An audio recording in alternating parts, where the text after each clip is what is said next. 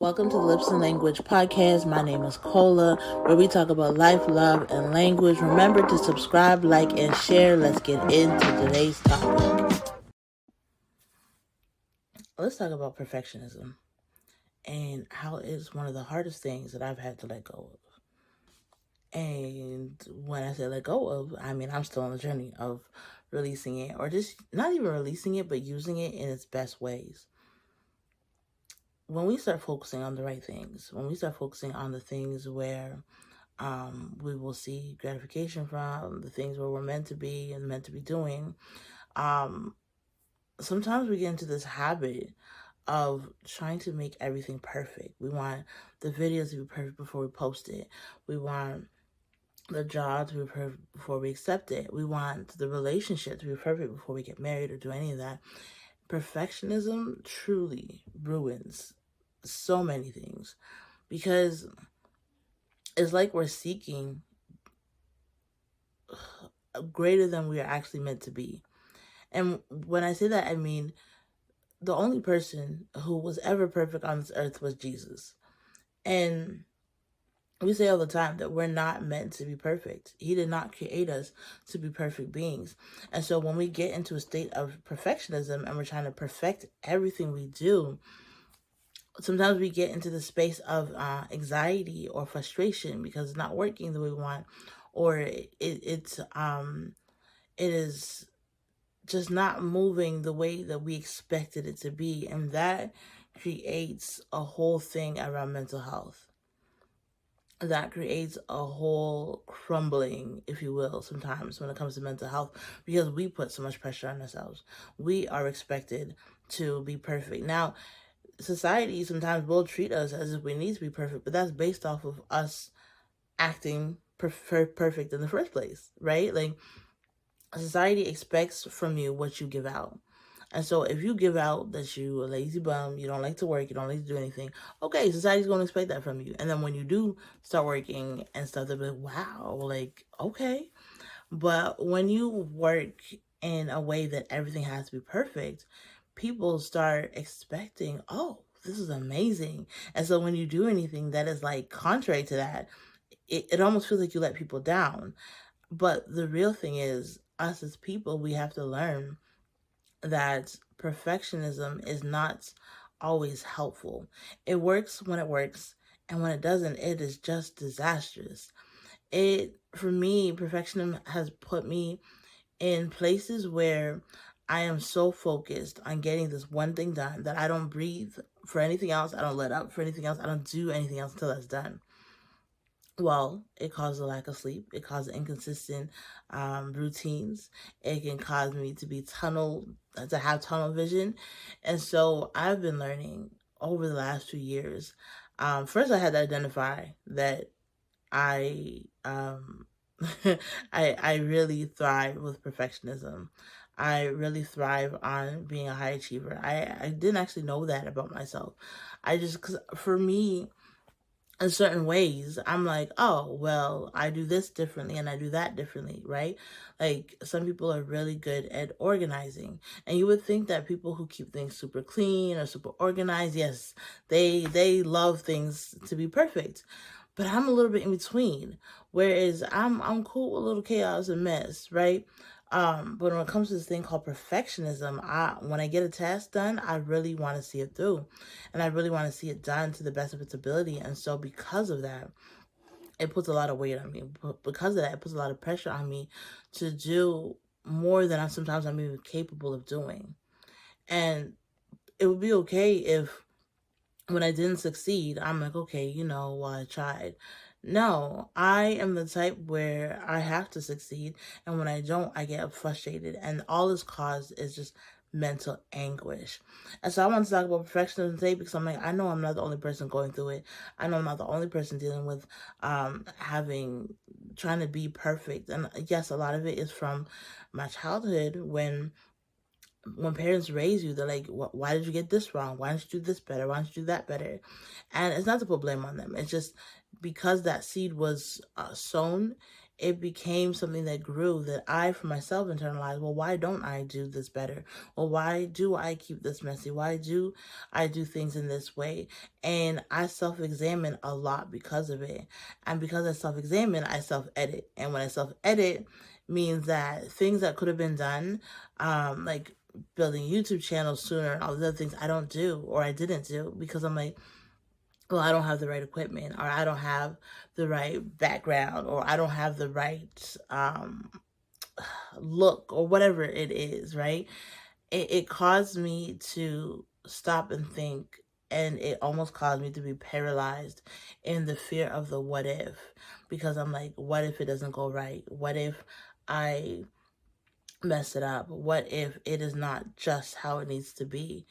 And I I've had to get to a point where I can't focus on the what ifs. I have to focus on the now. I have to focus on the what it's meant to be, right? I'm meant to speak. I'm meant to communicate. I'm meant to talk to people. I'm meant to share my experiences.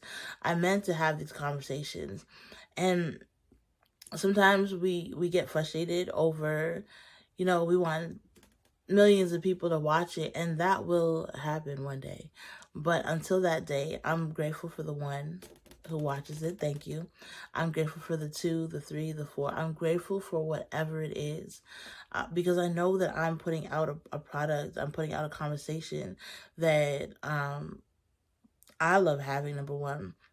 And two, I honestly wish I saw more conversations like this. Now, I get it. We're on a big internet. If you search, you can find. But everyone has a unique perspective. Everyone has something different. Everyone grabs people's attentions in different ways. And so when I really think about perfectionism, a lot of it had to do with losing control. And because when I was younger, there are certain things that I wanted control of that I didn't have control over. I didn't have control over sexual abuse and all the other things that happened to me. And so I started trying to control the things that I could control, right? And with that came this life of, I have to have everything a certain way. And when it wasn't, it caused a lot of turmoil. And losing perfectionism, releasing it, has a lot to do with trusting God. Believe it or not, it has a lot to do with trusting God and trusting your life into the hands of somebody that you can't see. Not somebody, but a being that you can't see. It has a lot to do with not trying to have the narrative all figured out, not trying to know the ending. Like, have you seen those people who will watch a movie but then like look up the ending, or watch it from the end first so they know what happens and then go back?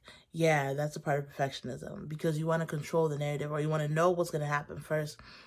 And in this life that we live, it is completely the opposite. When you're living a life by faith, you have to walk not knowing what the next step is. You have to walk sometimes like in the dark where you can't see anything, right? Like, that's how you have to live, because God is a God who wants us to trust him. God is a God who wants us to put our faith in him and believe. And two people can't have control. There's a reason why there's not two steering wheels in a car. Like, only one can drive, right? Only one can drive, only one can brake, only one can be in control of that. Now, some person might have control of the music and have control of the other person in the car, but the car itself, only one person can drive it forward. And so when you have that type of situation where only one can do it, then what it means is we ourselves have to release control. We ourselves have to release things going exactly how we thought it would be, and take up life for what it is. Take up life for how it's handling. Experience the life that is in front of us. Adjust along the way. Absolutely. It's not meant to be that we have no control, but we don't get so confuzzled over the small things. We don't get so focused on the things that we know could be better, but we have no control of it, that we really could just release and allow it to happen how it's meant to happen.